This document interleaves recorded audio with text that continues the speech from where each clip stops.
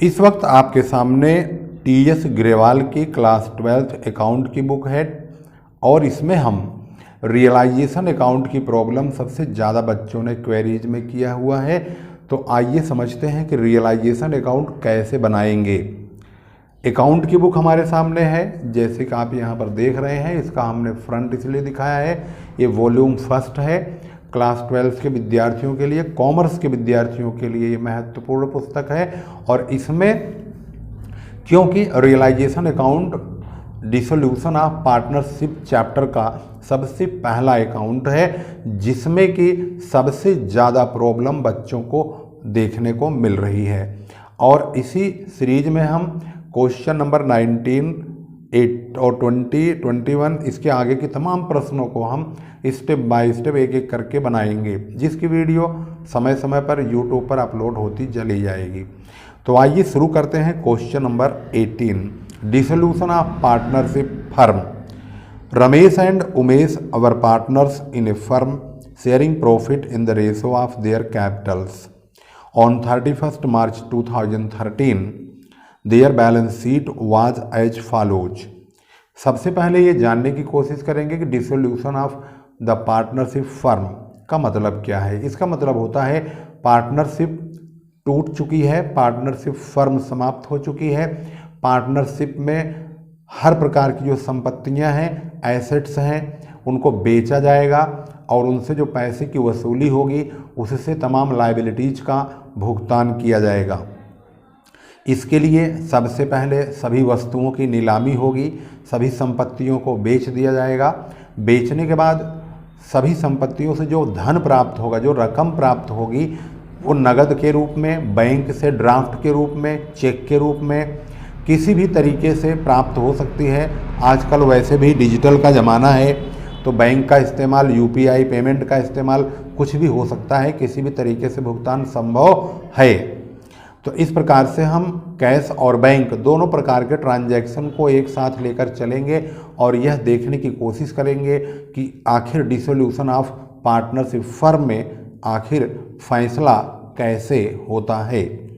तो यहाँ पर आप देख रहे हैं, ये रमेश और उमेश की बैलेंस शीट है। इधर लायबिलिटीज है और इधर एसेट्स है। एसेट साइड में जो संपत्तियां इनकी बिकेंगी, जिनकी नीलामी होगी, वो है बैंक। बैंक की नीलामी तो नहीं होगी क्योंकि ऑलरेडी इसमें पैसा है, और जो डेटर्स हैं इनको पैसा बनाना है ताकि उस पैसे से इधर लायबिलिटीज का हिसाब फाइनल हो सके। तो यहाँ पर जो बेचने वाली संपत्तियाँ हैं वो डेटर्स हैं, स्टॉक है, फर्नीचर है और मशीनरी है। करेंट अकाउंट कभी बेचा नहीं जाता है। करेंट अकाउंट जिसके नाम का होता है, इसका बेनिफिट या प्रॉफिट या लॉस जो भी होता है, ये उसी को ही मायने रखता है। यहाँ पर देखेंगे तो लायबिलिटीज और एसेट्स जो कि रमेश और उमेश के व्यापार का है वो दिया हुआ है। एसेट्स साइड में bank, debtor, stock, furniture, machinery और उमेश का करेंट अकाउंट दिया है। इसमें से उन सभी संपत्तियों को बेचेंगे जिनको बेच करके हमें पैसा प्राप्त होगा। भाई बैंक तो नहीं बेचेंगे क्योंकि बैंक में तो ऑलरेडी पैसा ही है, पैसे को बेचा नहीं जा सकता। डेटर्स को बेचेंगे, ये हमारे कस्टमर हैं। स्टॉक को बेचेंगे, फर्नीचर को बेचेंगे और मशीनरी बेचेंगे। और पेमेंट किसको करेंगे? क्रेडिटर्स को पेमेंट करेंगे। ये वर्कमैन कंपनसेशन रिजर्व है इस बात के लिए कि कोई किसी कर्मचारी को अगर चोट चपेट लगेगी तो उसको पेमेंट हम इसी में से करेंगे। अगर कोई क्लेम नहीं होता है तो ये पैसा सभी पार्टनर लोग बांट लेंगे। जनरल रिजर्व ये भी पुराना रखा हुआ पैसा होता है, इसको भी पुराने पार्टनरों में बांट दिया जाएगा उनके ओल्ड रेशो में। तो इनका रेशो यहाँ पर बोला गया है कि इनका रेशो कैपिटल को ही रेशो मानेंगे। तो कैपिटल यहाँ पे 7 लाख और 3 लाख दिया है रमेश उमेश का, तो 7 और 3 यही इनका रेशो बन जाएगा। इसके बाद नीचे बोला गया है कि on the above date the firm was dissolved, इस तारीख में फर्म को समाप्त कर दिया गया है 31 मार्च 2013 को। जब समाप्त किया जाता है तो इनको बेचा जाता है, ये सारी संपत्तियां बेची जाती हैं। तो इनको अब आगे पढ़ने से पहले मैं आपको बता दूंगा कि ये सारी संपत्तियों को सबसे पहले नीलामी के लिए एक रियलाइजेशन अकाउंट बनाया जाता है और उस रियलाइजेशन अकाउंट में एसेट्स जिनको हमें बेचना होता है उनको डेबिट साइड में लिखते हैं, और जिन लाइबिलिटीज़ का भुगतान करना होता है, पेमेंट करना होता है, उनको हम क्रेडिट साइड में लिखते हैं। तो सबसे पहले यहाँ से डेटर्स जो कि 2,40,000 का है, इस प्रकार से रियलाइजेशन अकाउंट ऐसे कॉलम बना लेंगे, पार्टिकुलर्स रुपीज़। अगर आपको डेबिट क्रेडिट के बारे में कन्फ्यूजन हो रही है तो ये डेबिट साइड है और ये क्रेडिट साइड है। यहाँ पर आप डेटर्स लिखेंगे, स्टॉक लिखेंगे, ये ध्यान रखेंगे इनका अमाउंट यही होना चाहिए जो बैलेंस शीट में है। यानी डेटर्स 2,40,000 का है तो आपको डेबिट साइड में 2,40,000 लिखना होगा। इसके बाद स्टॉक यहाँ 1,30,000 का है तो स्टॉक को 1,30,000 लिखना होगा। इसके बाद फर्नीचर 2 लाख का है तो फर्नीचर 2 लाख लिखना है। मशीनरी 9,30,000 है तो मशीनरी 9,30,000 लिखना है। ये सब बेचे जाएंगे क्रेडिट साइड में, और जिस प्रकार से हमने एसेट्स को डेबिट में लिखा उसी प्रकार से आपको ये लाइबिलिटीज जो कि क्रेडिटर्स है 1,70,000 का, इसको क्रेडिट साइड में लिखना होगा। यहाँ पर हमने लिख दिया। हमारी ये चारों एसेट्स हो गई और ये लाइबिलिटीज हो गई। अब इनको बेचना है। अब ये जब बेचेंगे तो ज़रूरी नहीं है कि इनमें से सारी संपत्तियाँ बाहर के लोग ही खरीदें।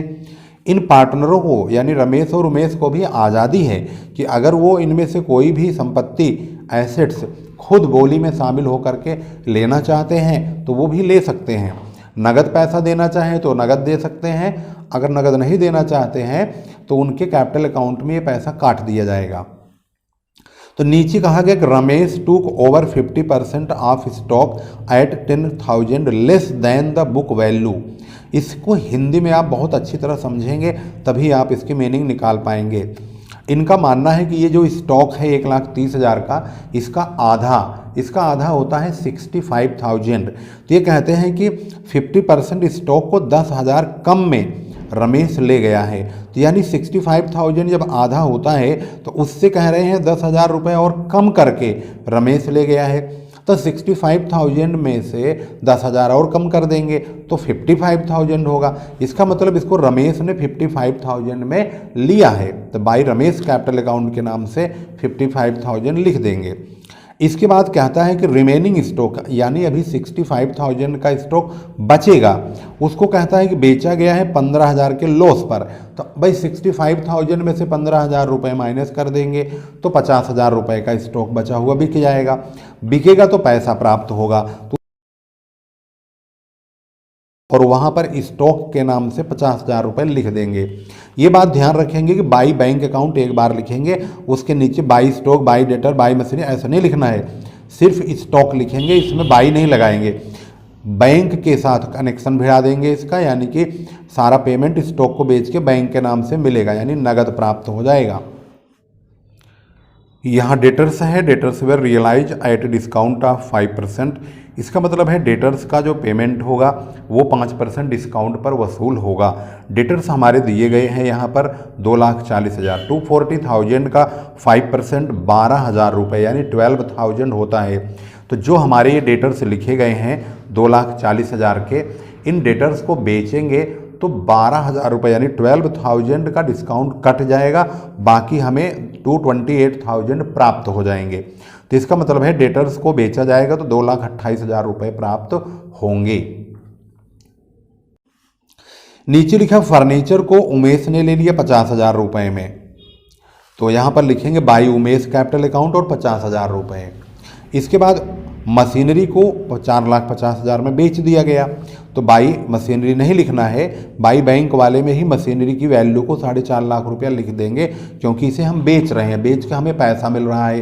तो जो भी पैसा मिलने वाली रकम है यानी नगद बिकने वाली है वो बाई बैंक अकाउंट एक बार लिखेंगे, उसमें जब भी नगद बिकेगा तो लिख देंगे। अब यहाँ पर स्टॉक बिक चुका है, मशीनरी बिक चुकी है। अब आगे बढ़ते हैं तो कहता है कि creditors were paid in full. ये जो हमारे क्रेडिटर्स हैं इनको कहा है कि पूरा पैसा चुकाना होगा। तो पूरा पैसा का मतलब होता है क्रेडिटर यहाँ लिखते हैं तो इनका भुगतान हम डेबिट साइड में करते हैं। एसेट्स को अगर डेबिट में लिखते हैं तो इनकी वसूली क्रेडिट में होती है। तो ये जो क्रेडिटर है इसको हम यहाँ पर पेमेंट करेंगे, टू बैंक अकाउंट लिखेंगे और क्रेडिटर्स 1,70,000 रुपये का लिख देंगे। इसके बाद कहता है कि there was an unrecorded bill for repairs for 160,000। इनके पास एक अनरिकॉर्डेड बिल का पैसा है जो कि 1,60,000 रुपये का है। वह भी इनको अभी पेमेंट करने के लिए कहा है, लेकिन उसका सेटलमेंट 1,40,000 में हो गया। तो इसका मतलब ये है कि वह हमें पैसा देना पड़ेगा। रिपेयर बिल, तो यहाँ पर हम टू बैंक अकाउंट के नाम से लिखेंगे और क्रेडिटर्स का 1,70,000 रुपये और रिपेयर बिल का 1,40,000 रुपये यहाँ लिखेंगे, क्योंकि ये पैसा हमें चुकाना है। तो कुल 3,10,000 रुपये का पेमेंट हमें करना होगा। इसके बाद आगे की इन्फॉर्मेशन में कोई भी बात नहीं बताई गई है। इसके बाद क्रेडिट साइड का टोटल और डेबिट साइड का हम टोटल करेंगे। तो डेबिट साइड का जब टोटल करते हैं तो उसकी रकम 18,10,000 रुपये यानी 18,10,000 होता है, जबकि क्रेडिट साइड का जो टोटल है वो कम है, तो वो 8,07,000 रुपये कम है। इसका मतलब 8,07,000 का लॉस हो गया है। इस लॉस को 8,07,000 रुपये के लॉस को हम 7 और 3 में यानी इनके पार्टनरों के कैपिटल के रेशो में, जो कि स्टार्टिंग में बोला गया कि इनका जो रेशो होगा वो इनकी कैपिटल का ही रेशो होगा, ये बात यहाँ पर बताया गया है। क्वेश्चन जब भी आप पढ़ें, क्वेश्चन नंबर जहाँ लिखा हो वहाँ से शुरू करें और लास्ट तक एक एक पॉइंट उंगली रख रख करके पढ़िए, जिससे आपको एक भी पॉइंट मिस ना हो और जिसकी वजह से आपको दिक्कत भी ना आए।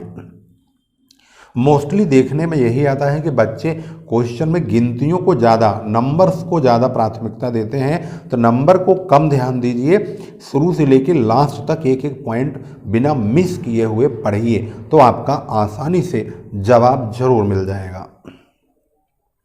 तो यहाँ पर जब क्रेडिट साइड में लॉस आया 8,07,000 का, तो हमने क्या किया, हमने डेबिट साइड का टोटल देखा। डेबिट साइड का जो टोटल है वो 18,10,000 रुपये आया है, और जबकि हमने क्रेडिट साइड का टोटल किया तो ये 18,10,000 रुपये नहीं आया है, बल्कि 18,10,000 से बहुत कम रकम है। तो हमने इन चारों को जोड़ करके 18,10,000 में से माइनस कर दिया तो 8,07,000 आया। इसको 7 और 3 के रेशो में रमेश और उमेश के कैपिटल अकाउंट में ट्रांसफ़र कर दिया। तो लैंग्वेज लिखा गया by loss transferred to Ramesh capital account, Umesh capital account, 5,64,900, 2,42,100। इसमें एक बात और भी हो सकती है कि क्वेश्चन में यहाँ पर देखेंगे तो करेंट अकाउंट शब्द का प्रयोग है। इसका मतलब यहाँ पर करेंट अकाउंट इन लोगों का खुला हुआ है। तो यहाँ पर हम by loss transfer to Ramesh current account और उमेश करेंट अकाउंट का भी इस्तेमाल कर सकते हैं। अब क्योंकि फर्म समाप्त हो रही है, आगे फर्म को चलाना नहीं है, तो सारे पैसे कैपिटल अकाउंट में ही ट्रांसफ़र होंगे, तो यहाँ पर कैपिटल अकाउंट का भी प्रयोग कर सकते हैं। इस प्रकार से क्वेश्चन नंबर 18 पूरी तरह से तैयार हो चुका है और इसको हम प्रारंभ से लेके अंत तक इस प्रकार से इसको देख सकते हैं। अच्छा, क्वेश्चन में एक बात और है कि इसमें रियलाइजेशन अकाउंट ही बनवाया है और कुछ बनवाया ही नहीं है, तो इसको भी हम यहीं पर ब्रेक कर देंगे और ये हमारा प्रश्न यहीं पर तैयार मान लिया जाएगा। अब आपके सामने मौजूद है रियलाइजेशन अकाउंट बनाया जाएगा और क्वेश्चन नंबर 19 यानी 19 प्रश्न संख्या है, और यहाँ पर हमारे सामने double entry book keeping volume first dissolution of partnership firm, ये चैप्टर है, टीएस ग्रेवाल की बुक है और क्वेश्चन नंबर 19 आपके सामने स्क्रीन पर मौजूद है। बहुत सारी क्वेरीज स्टूडेंट्स की रियलाइजेशन को लेकर आ रही है और इस प्रश्न में रियलाइजेशन अकाउंट ही बनाने के लिए स्पेशली कहा गया है, और इसके बारे में हम चलिए शुरू करते हैं। यहाँ पर Pradeep and Rajesh were partners in a firm sharing profits and losses in the ratio of 3:2। They decided to dissolve their partnership firm on 31st March 2018. Pradeep was deputed to realize the assets and to pay off the liabilities. He was paid ₹1,000 as commission for his services. The financial position of the firm on 31st March 2018 was as follows. यहाँ पर हिंदी में आपको मालूम होना चाहिए पूरी की पूरी मीनिंग यहाँ से यहाँ तक क्या लिखी हुई है। अगर आपने इसकी हिंदी नहीं बना पाए और आपको इसका मीनिंग नहीं पता चला तो आपके लिए यह सवाल बिल्कुल नदारद होगा यानी बेकार होगा। इसलिए आपको एक एक वर्ड की मीनिंग मालूम होना चाहिए। प्रदीप और राजेश यहाँ पर पार्टनर हैं और उनका प्रॉफिट शेयरिंग रेशो 3:2 का है। इसमें प्रदीप को इस पार्टनरशिप फर्म को डिसल्यूट करके एसेट्स और लायबिलिटीज का हिसाब किताब लगाने के लिए कहा गया है। इसके लिए प्रदीप को 1000 रुपये कमीशन के तौर पर दिया जाएगा। अब जो बैलेंस शीट यानी फाइनेंशियल पोजीशन है प्रदीप और राजेश की वो दिया हुआ है, जिसमें creditor Mrs Pradeep loan, Mr यहाँ पर राजेश का भी लोन है। और ये ध्यान रखेंगे कि मिसेज प्रदीप लोन है, यानी मिस्टर प्रदीप जो पार्टनर है उनकी पत्नी का यहाँ पर लोन 40,000 रुपये का है।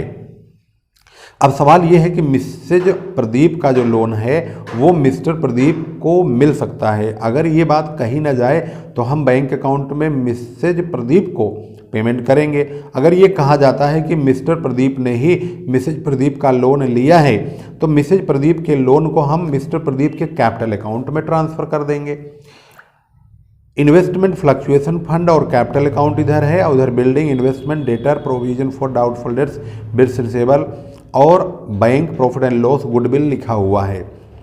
सबसे पहले रियलाइजेशन अकाउंट बनाएंगे और उसमें हम यहाँ से बिकने वाली उन तमाम एसेट्स को डेबिट साइड में ट्रांसफ़र करेंगे और यहाँ से जिन लायबिलिटीज़ का भुगतान होना है उनको लिखेंगे। तो यहाँ पर बिल्डिंग लिखा हुआ, बिल्डिंग है 1,20,000 का। तो आपको इसी तरह से रियलाइजेशन अकाउंट तैयार करना होगा जैसे कि आपकी स्क्रीन पर मौजूद है। इस प्रकार से question number 19 realisation account, debit side में आपको उन तमाम एसेट्स को लिखना होगा जो बुक में जितने रुपए की मौजूद है उतने रुपए की लिखना होगा। जैसे कि यहाँ पर बिल्डिंग है 1,20,000 रुपये का, इन्वेस्टमेंट है 30,600 का, डेटर्स है 34,000 का। इनको ऐसे ही लिखेंगे और आगे बढ़ते हैं तो बिल्स रिसेबल है 37,400 का। बैंक को हम नहीं ट्रांसफ़र करेंगे क्योंकि बैंक तो बिकता ही नहीं है। बिल्स रिसेबल हो गया। इसके बाद लास्ट में गुडविल दिया हुआ है 4,000 का, इसको बेचा जाएगा। ये गुडविल की रकम है, इसको हमने लास्ट में लिखा है 4,000 का। इसके बाद जो हमारी लायबिलिटीज़ बिकने वाली हैं जैसे क्रेडिटर्स है 80,000 का, तो हम यहाँ क्रेडिटर लिख देंगे। और यहाँ पर प्रोविज़न फॉर डाउटफुल डेट्स का 4,000 है तो हम 34,000 डेबिट में लिखेंगे, तो 4,000 को हमें क्रेडिट में लिखना पड़ेगा। इसके बाद इन्वेस्टमेंट फ्लक्चुएशन रिजर्व यहाँ पर देखेंगे जो कि 8,000 रुपये का है, उसको भी यहाँ पर लिख देंगे 8,000 का। क्रेडिटर्स के बाद यहाँ पर राजेश का लोन है, इनके लोन के बारे में कोई जानकारी नीचे नहीं दी गई है तो इनके लोन का पेमेंट हम डायरेक्ट बैंक अकाउंट से कर देंगे। मिसेज प्रदीप के लोन के बारे में कहा गया है कि प्रदीप जो है एग्री होता है अपने वाइफ का लोन का पेमेंट स्वयं करेगा। इसका मतलब फर्म से इस लोन का पेमेंट ये खुद ले लेगा और इसके कैपिटल अकाउंट में हम इसकी पत्नी के लोन को ट्रांसफ़र कर देंगे। तो रियलाइजेशन में इसको दिखाने की वैसे कोई आवश्यकता नहीं है क्योंकि उतना ही रकम हम क्रेडिट में लिखेंगे, उतना ही रकम डेबिट में लिखेंगे, फिर भी हम कैपिटल अकाउंट में ही डालेंगे। तो यहाँ कोई ज़रूरी नहीं है इसको लिखा जाए और दिखाया जाए। अगर किसी प्रकार का फ्लक्चुएशन होता है, जैसे मान लीजिए 40,000 है, बदले में 38,000 पेमेंट करना पड़ता, फिर तो दिखाना ज़रूरी है क्योंकि 2,000 का बेनिफिट होगा, उसको फिर हमें यहाँ पर इस्तेमाल करने का मौका मिलेगा। अगर सेम अमाउंट है तो उसको लिखने की कोई आवश्यकता नहीं है। अब हम नीलामी शुरू करते हैं। नीलामी में सबसे पहले प्रदीप के बारे में बात हो गई है, उसके बाद कहा गया डेटर्स जो कि आधा अमाउंट, डेटर्स का 12,000 रुपये वसूला जाएगा। तो डेटर्स की रकम हमारे पास यहाँ पे 34,000 है। 34,000 का आधा सेवर्स यानी जो बाकी डेटर 17,000 के बचेंगे उनका पेमेंट 25% ऑफ क्रेडिटर्स के लिए होगा। क्रेडिटर्स यहाँ पर देखेंगे तो 80,000 रुपये के हैं। अब इसको समझेंगे कैसे। यहाँ पर 34,000 का हमारे पास टोटल डेटर है, इसके दो टुकड़े हो गए, पहला 17,000, दूसरा 17,000। इसका वसूला गया, इसका पेमेंट 12,000 रुपये मिले। तो इस प्रकार से ये तो ख़त्म हो गया। तो इसको हम यहाँ लिख देंगे, बाई बैंक अकाउंट लिख करके डेटर्स के 12,000 लिख देंगे। इसके बाद इस 17,000 का प्रयोग, इन्होंने कहा कि क्रेडिटर्स की जो रकम है ये रकम है 80,000 रुपये, इसके 25% का पेमेंट आपको करना होगा। तो क्रेडिटर्स का जो 25% है इसका 25/100 कर लेंगे तो भाई इसकी अमाउंट 20,000 रुपया आएगा। तो इन्होंने कहा कि इस 17,000 रुपये का प्रयोग इस 20,000 रुपये के क्रेडिटर्स के लिए होगा। तो इसका मतलब है ये आउटर ही एरिया में ख़त्म हो गया, यानी जब हम किसी एसेट से किसी लाइबिलिटीज़ का पेमेंट कर देते हैं तो उसका मतलब हम उसकी कोई एंट्री नहीं करते हैं। अब हमारे पास जो क्रेडिटर है ये 80,000 का, इसमें से 20,000 के क्रेडिटर्स समाप्त हो गए। अभी हमारे 60,000 रुपये के क्रेडिटर्स बचे हैं, ये आपको नहीं भूलना है, इनको ध्यान रखना है। अभी आगे बढ़ते हैं तो इसका हम जिक्र आगे करेंगे। तो यहाँ पर बोला गया इन्वेस्टमेंट राजेश को बेचा गया। राजेश ने इसको टेकन ओवर नहीं किया बल्कि राजेश ने इसको खरीदा है, क्योंकि यहाँ सोल्ड लिखा है, तो इसका मतलब राजेश इन्वेस्टमेंट के पैसे देगा। तो हम इसको जब रियलाइजेशन अकाउंट बनाएंगे तो यहाँ पर बाकायदे इन्वेस्टमेंट के नाम पे 27,000 लिखेंगे। इसके बाद आगे बढ़ते हैं तो लिखा है बिल्डिंग को 1,52,000 रुपये में बेच के वसूला गया। तो बिल्डिंग के नाम पे 1,52,000 152,000 लिखेंगे।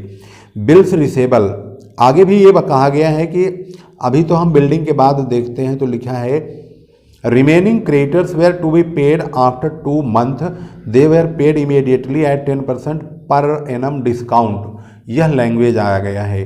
तो इसका मतलब है कि ये जो 60,000 रुपये है इनको तुरंत 2 महीने के डिस्काउंट पर 10% के बेच दिया गया, मतलब कि पेमेंट कर दिया गया। तो 60,000 का हम 10% काटेंगे और 2 महीने का डिस्काउंट लेंगे 2/12 करके, तो 2 6 जा और 6 1 जा, तो 2 जीरो इधर उड़ गया, तो 1,000 रुपये का डिस्काउंट आया है। इसका मतलब क्रेडिटर्स को हम 60,000 के बजाय ये जो 60,000 है इसमें से 1,000 रुपया नहीं देंगे, बल्कि हम इनको 59,000 का पेमेंट करेंगे। तो यहाँ लिखेंगे टू बैंक अकाउंट, क्योंकि ये क्रेडिटर है, इसका पेमेंट हमें इधर ही करना होगा। तो क्रेडिटर्स के नाम पे 59,000 का पेमेंट दिखाया जाएगा। इसके बाद और आगे बढ़ते हैं तो लिखा हुआ है बिल्स रिसेबल का सेटलमेंट 1,400 रुपये के लॉस से हुआ, 1,400 का पेमेंट में लॉस होगा। इसका मतलब ये जो बिल्स रिसेबल है 37,500 का, इनको जब बेचा गया तो इनसे 1,400 कम प्राप्त हुए, तो इसका मतलब 36,000 ही मिलेगा। कुल वसूली 227,000 की हो जाएगी। इसके बाद रियलाइजेशन का खर्चा है 2,500 रुपये, 2,500 का। इस खर्चे को वहन करने वाला यानी पेमेंट करने वाला कोई नहीं है, सिर्फ ये फर्म करेगी। और यहाँ पर राजेश ने जिस कार्य को उसने प्रदीप ने जिस काम को करने के लिए कहा था कि भाई एसेट्स को वसूलने का काम, लाइबिलिटीज़ को पेमेंट करने के काम को मैं करूंगा, इसके लिए मुझे 1,000 रुपये कमीशन चाहिए। तो इसका मतलब है अपॉइंटमेंट वगैरह, लोगों को बुलाना, नीलामी करवाना, बिकवाना, बोली लगवाना, इस काम के लिए 1,000 रुपये लेगा। तो यहाँ पर हम इसको राजेश सबसे पहले देखेंगे कि ये काम कर कौन रहा है। इस काम को कर रहा है प्रदीप, तो प्रदीप के कैपिटल अकाउंट में इधर पेमेंट देंगे 1,000 रुपये का। ये पेमेंट प्रदीप के कैपिटल अकाउंट में जब पेमेंट करेंगे प्रदीप को तो वहीं ट्रांसफ़र हो जाएगा। इसमें राजेश ने लोन का पेमेंट भी किया हुआ है 24,000 का। वैसे तो राजेश के लोन में कोई भी कमी बढ़ोतरी नहीं है, इस रकम को हम सेम टू सेम ही दोनों तरफ लिख रहे हैं। यहाँ पर बाय राजेश लोन अकाउंट और यहाँ पर राजेश लोन का पेमेंट बैंक अकाउंट के द्वारा करेंगे। तो बैंक अकाउंट के द्वारा वसूली का खर्चा भी 2,500 का हुआ है, उसको क्रेडिटर का पेमेंट, राजेश को लोन का, इन तीनों का पेमेंट 85,500 इकट्ठे ही कर दिया जाएगा। इस बात को ध्यान रखेंगे। इसके बाद अब हमारे पास बचता है हम इनका बैलेंसिंग करें कि फ़ायदा हुआ या नुकसान, आखिर हुआ क्या इनका। तो यहाँ पर हम डेबिट साइड का टोटल देखेंगे और क्रेडिट साइड का टोटल करेंगे। तो क्रेडिट साइड का जो टोटल है वो है 343,000, 3,43,000 रुपये, जो कि बहुत ज़्यादा है।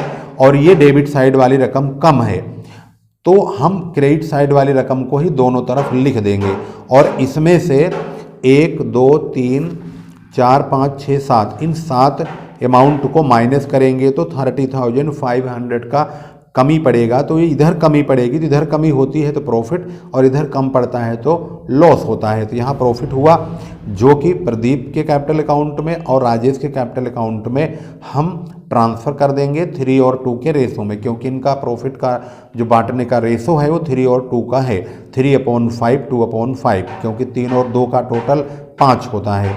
तो 3/5 इसका काटेंगे तो 18,300, 2/5 काटेंगे तो 12,200 रुपये आएगा। इस प्रकार से ये क्वेश्चन पूरी तरह से वर्किंग को दिखाते हुए सॉल्व कर दिया गया है। इसमें किसी प्रकार की अगर आपको प्रॉब्लम है तो अपने कमेंट में ज़रूर बताएं, उसका हम अक्षरशः कोशिश करेंगे कि आपको सुधार जरूर दिखाया जाए। और अपने कमेंट में ज़रूर बताइए, वीडियो को शेयर कीजिए। अगर आप एक नए स्टूडेंट हैं तो इस चैनल को अगर सब्सक्राइब नहीं किया है तो ज़रूर कीजिए और लेटेस्ट अपडेट्स कंटिन्यू लेते रहिए। मिलते हैं एक नई वीडियो में दोबारा आपसे, तब तक के लिए नमस्कार, जय हिंद, जय भारत।